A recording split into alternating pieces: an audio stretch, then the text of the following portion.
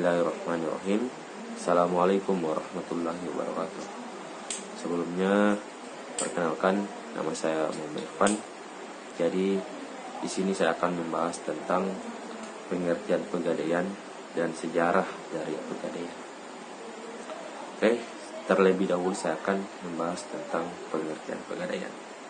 Nah, menurut Undang-Undang Hukum Perdata Pasal 1150 tertulis bahwa pegadaian adalah hak yang diperoleh seseorang yang mempunyai piutang atas barang yang bergerak. Nah, sama halnya dengan menurut Susilo tahun 1999. Dia juga mengatakan bahwa gadai adalah suatu hak yang diperoleh seseorang yang mempunyai piutang atas barang yang bergerak. Nah, barang yang bergerak ini merupakan suatu barang yang akan menjadi pelunas ketika sang yang berutang tidak mampu melunasi utangnya setelah jatuh tempo. Nah, itu sedikit tentang pengertian pegadaian. Selanjutnya tentang sejarah dari pegadaian. Nah, pegadaian dimulai sejak pemerintahan Belanda atau sejak Indonesia dijajah oleh Belanda. Belanda membangun bank di Batavia yang bernama Bank van Lening. Jadi Bank van Lening ini bergerak di bidang lembaga keuangan yang memberikan sistem kredit kepada masyarakat. Nah, pada masa awal pemerintahan Republik Indonesia, kantor besar pegadaian ini sempat berpindah-pindah karena faktor perang antara Belanda dengan Indonesia. Jadi Belanda kembali ingin menguasai Indonesia. Situ perang lagi terjadi yang membuat kantor pegadaian ini berpindah-pindah. Dia sempat dari Jakarta berpindah ke Karanganyar, Kebumen. Kemudian karena perang dia berpindah lagi ke Kebumen, ke Magelang. Nah, pasca perang kantor besarnya ini kembali ke Jakarta.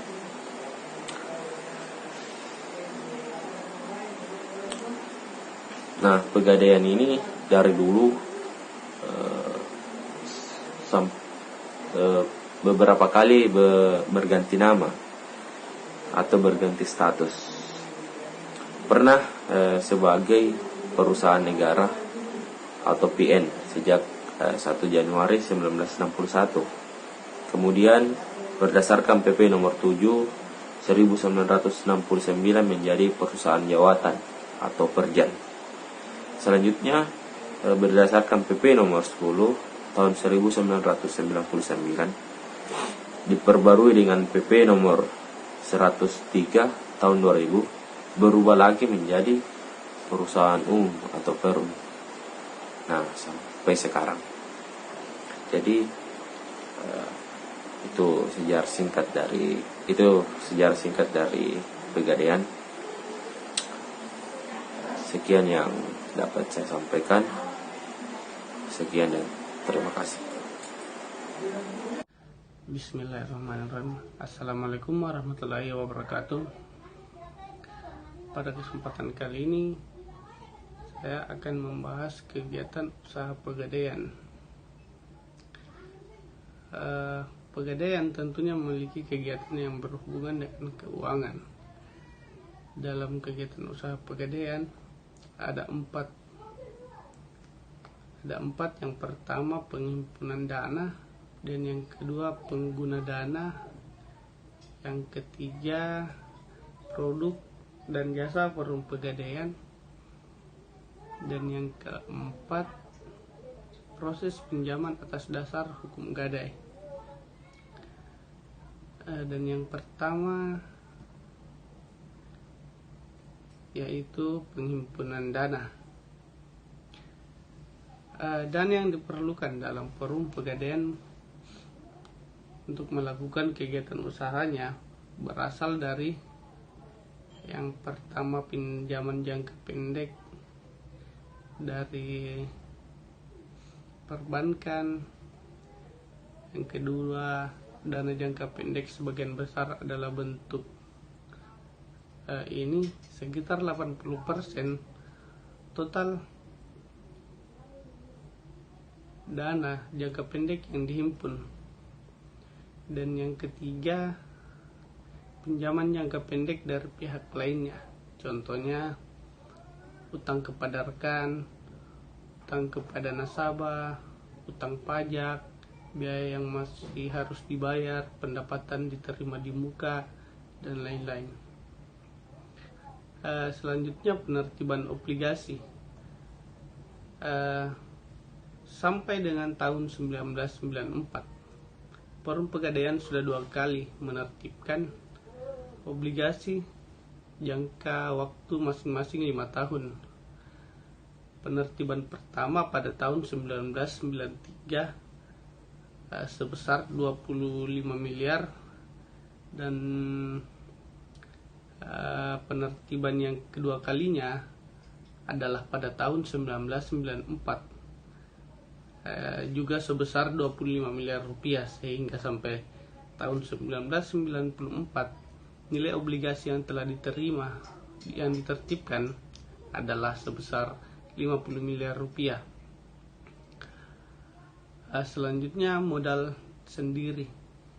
Modal sendiri yang dimiliki oleh Forum Pegadaian terdiri dari yang pertama modal awal. Modal awal ini kekayaan dari luar APBN sebesar 205 miliar rupiah. Dan yang kedua penyertaan modal pemerintah. Dan yang ketiga laba ditahan. Laba ditahan ini merupakan akumulasi laba sejak perusahaan pegadaian ini berdiri pada masa Hindia Belanda. Itu tadi mengenai penghimpunan dana. Dan yang kedua pengguna dana. Dana yang telah berhasil dihimpun kemudian digunakan untuk mendanai kegiatan usaha Forum Pegadaian. Dana tersebut antara lain digunakan untuk hal-hal yang berikut, yang seperti uang kas dan dana likuid lain, pembelian dan pengadaian sebagai bentuk aktiva tetap dan inventaris, pendanaan kegiatan operasional,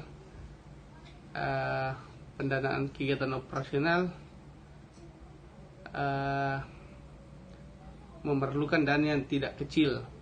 Dana ini antara lain digunakan untuk gaji pegawai, honor, perawat, peralatan, dan lain-lain. Adapun penyaluran dana dan investasi lain. Selanjutnya produk dan jasa Forum Pegadaian.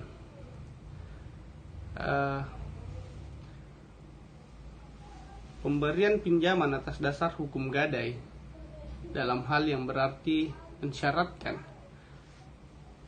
pemberian pinjaman atas dasar penyerahan barang yang bergerak oleh penerima pinjaman. Dan yang kedua penaksiran nilai barang. Penaksiran nilai barang ini dapat diberikan oleh Forum Pegadaian karena perusahaan ini mempunyai peralatan penaksiran dan serta petugas-petugas yang berpengalaman dalam dan terlatih dalam menaksirkan suatu barang yang akan kita gadaikan. Dan yang ketiga penitipan barang. Forum Pegadaian dapat menyelenggarakan jasa ini karena perusahaan ini mempunyai tempat penyimpanan barang yang bergerak yang cukup memadai. Adapun jasa lain dalam Forum Pegadaian yang juga ditawarkan seperti penjualan koin emas atau ONH adalah emas yang berbentuk koin yang digunakan untuk bertujuan persiapan dana pergi haji bagi pembelinya. Dan yang kedua yang disebut krasida atau kredit angsuran sistem gadai. Krasida merupakan pemberian pinjaman kepada para pengusaha mikro dan kecil atas dasar gadai yang pengembalian pinjaman yang dilakukan melalui angsuran. Selanjutnya kreasi kredit angsuran fiduasi dan kresna kredit serbaguna. Kredit serbaguna merupakan pemberian pinjaman kepada pegawai, karyawan dalam rangka kegiatan produktif, konsumtif dengan pengembalian secara angsuran. Selanjutnya, proses pinjaman atas dasar hukum gadai. Barang yang sudah digadai pada dasarnya hampir semua barang bergerak yang dapat digadaikan dengan pengecualian barang-barang yang tertentu. Barang yang dapat kita gadaikan antara lain yaitu seperti perhiasan yang terbuat dari emas, perak, platina, intan, mutiara, dan batu mulia. Dalam kategori kendaraan seperti mobil, sepeda motor, sepeda, dan lain-lain. Dalam kategori barang elektronik, kamera, radio, tape recorder, video player, televisi, dan lain-lain sebagainya. Adapun kategori rumah tangga seperti perlengkapan dapur, perlengkapan makan, dan lain-lain. Namun, mengingat keterbatasan tempat penyimpanan sumber daya manusia di Pegadaian, perlunya meminimalkan risiko yang ditanggung oleh Perum Pegadaian serta memperhatikan peraturan yang berlaku. Maka ada barang-barang yang tidak dapat kita gadaikan, meliputi seperti binatang ternak yang dikarenakan memerlukan penyimpanan khusus dan memerlukan pemeliharaan yang khusus juga. Dan yang selanjutnya hasil bumi yang dikarenakan mudah busuk atau cepat rusak. Dan yang ketiga kendaraan yang sangat besar, karena dalam forum Pegadaian ingin meminimalkan barang-barang apa saja yang cepat, yang banyak menampung tempat tersebut. Selanjutnya, barang yang tidak dapat digadaikan yaitu seperti barang yang disewakan, barang milik pemerintah, dan barang ilegal yang seperti senjata api, amunisi. Ya, mungkin cukup itu yang sempat saya sampaikan. Kurang lebihnya mohon dimaafkan. Wabillahi taufiq wal hidayah. Wassalamualaikum warahmatullahi wabarakatuh. Assalamualaikum warahmatullahi wabarakatuh. Perkenalkan, nama saya Elsa Smita. Di sini saya akan menjelaskan materi mengenai kelebihan dan kekurangan serta keuntungan Pegadaian dibandingkan dengan lembaga keuangan bank serta manfaat Pegadaian. Pegadaian sebagai lembaga pengkreditan milik pemerintah pastinya mempunyai kelebihan dan kekurangan. Nah, yang pertama di sini saya akan menjelaskan kelebihannya. Nah, di mana kelebihan Pegadaiannya itu prosedurnya sangat sederhana karena tidak dipungut biaya administrasi. Seperti tidak perlu membuka rekening seperti tabungan, deposito maupun giro. Suatu saat uang dibutuhkan, saat itu juga uang akan diperoleh. Selanjutnya, keanekaragaman barang yang dapat dijadikan jaminan juga membuat Pegadaian memiliki keunggulan, seperti juga angsurannya ringan karena tidak ditentukan besarnya sehingga dapat diangsur sesuai kemampuan. Selanjutnya yaitu penetapan bunga dengan sistem bunga menurun. Jadi bunga dibebankan atas dasar sisa pinjaman. Nah, apabila jatuh tempo, pinjaman dan hutang pokok yang belum dapat dibayar, maka jangka waktu pinjaman dapat diperpanjang dengan membayar bunga terlebih dahulu. Baik, selanjutnya yaitu kelemahan Pegadaian. Nah, di sini Pegadaian pun memiliki kelemahan, seperti sewa modal Pegadaian relatif lebih tinggi dari tingkat suku bunga perbankan. Nah, di mana Pegadaian juga harus ada jaminan berupa barang bergerak yang mempunyai nilai, seperti misalnya mobil, motor, dan lain sebagainya. Nah, barang bergerak yang digadaikan harus diserahkan kepada Pegadaian, sehingga barang tersebut tidak dapat dimanfaatkan selama digadaikan. Misalnya kita menggadaikan sebuah mobil, maka mobil tersebut harus disimpan di kantor Pegadaian. Nah, selanjutnya yang terakhir yaitu jumlah kredit gadai yang dapat diberikan masih terbatas.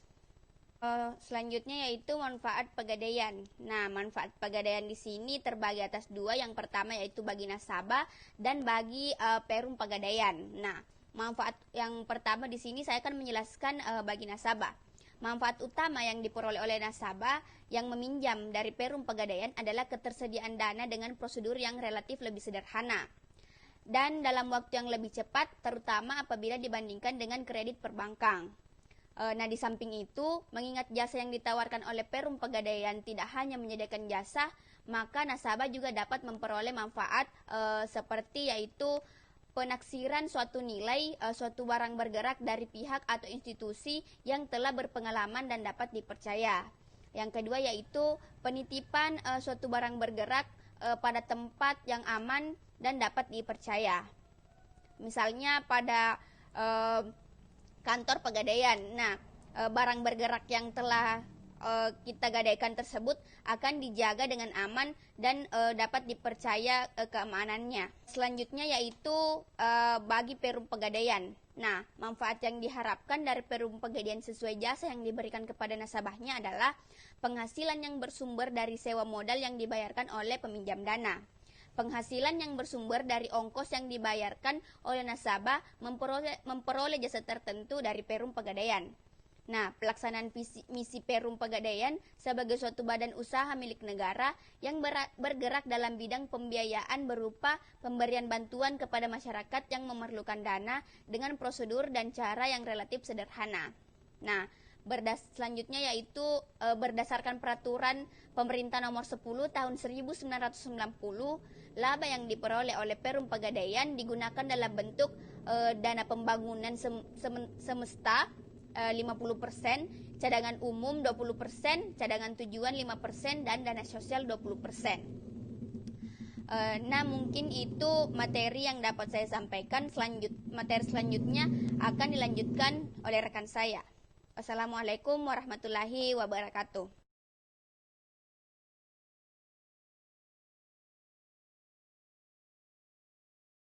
Assalamualaikum warahmatullahi wabarakatuh. Saya Hasniati dengan nomor induk 90211702 dari kelas manajemen A angkatan 2017 Fakultas Ekonomi dan Bisnis Islam Universitas Islam Al-Uddin Makassar. Baik, pada kesempatan kali ini saya perwakilan dari kelompok 8 berkesempatan untuk menjelaskan apa saja jenis-jenis risiko yang dihadapi oleh perum Pegadaian.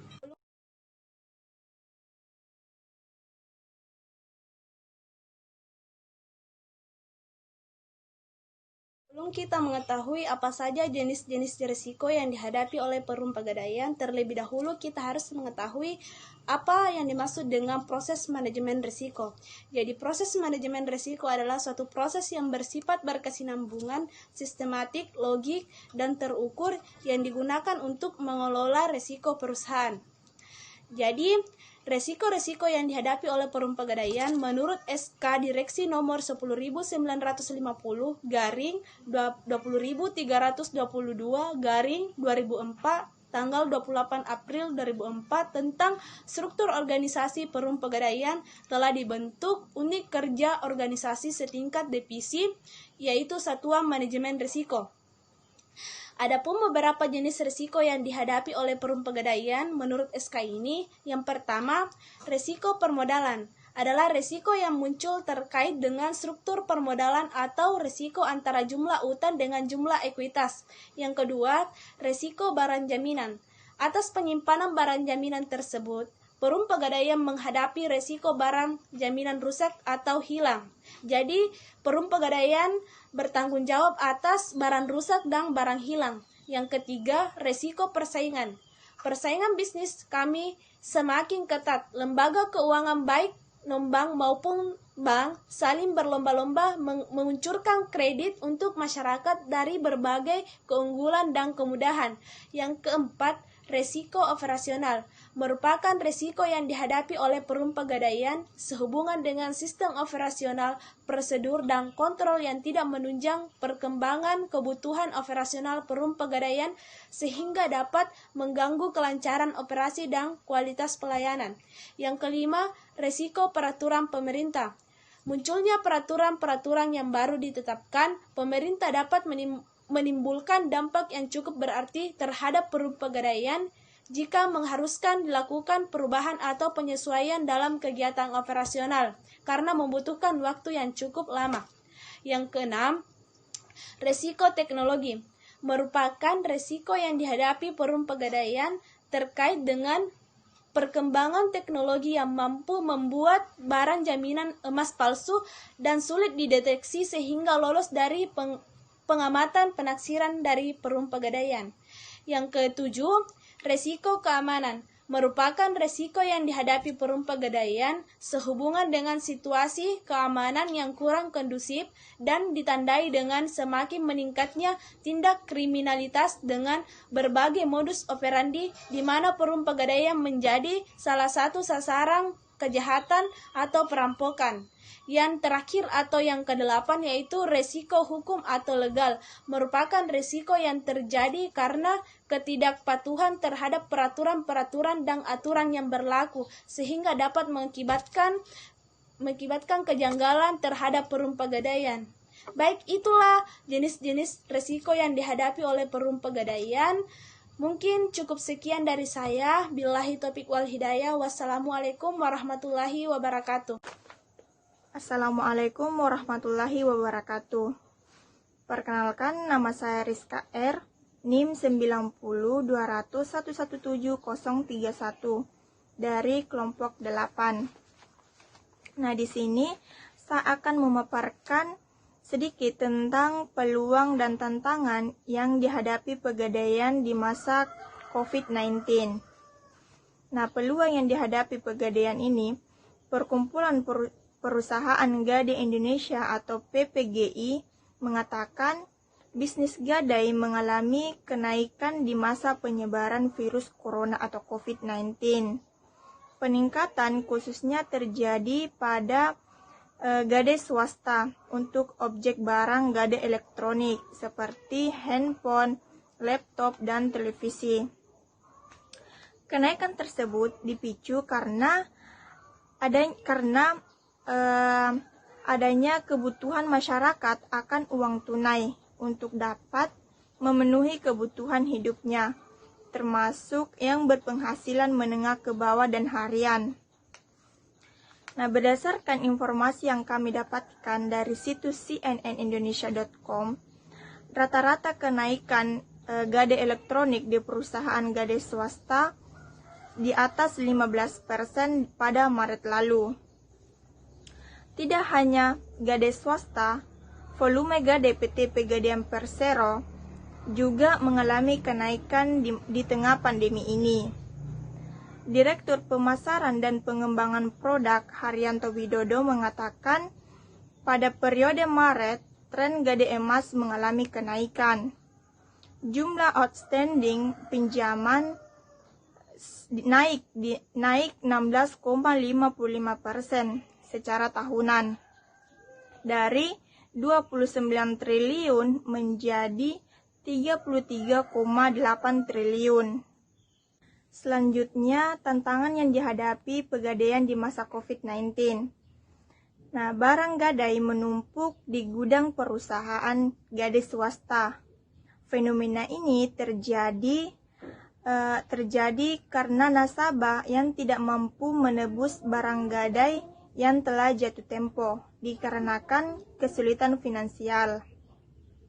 Nah, hal ini dapat memberikan dampak negatif bagi perusahaan gadai swasta, lantaran mereka terpaksa menurunkan harga jual barang di pasar menjadi harga semula.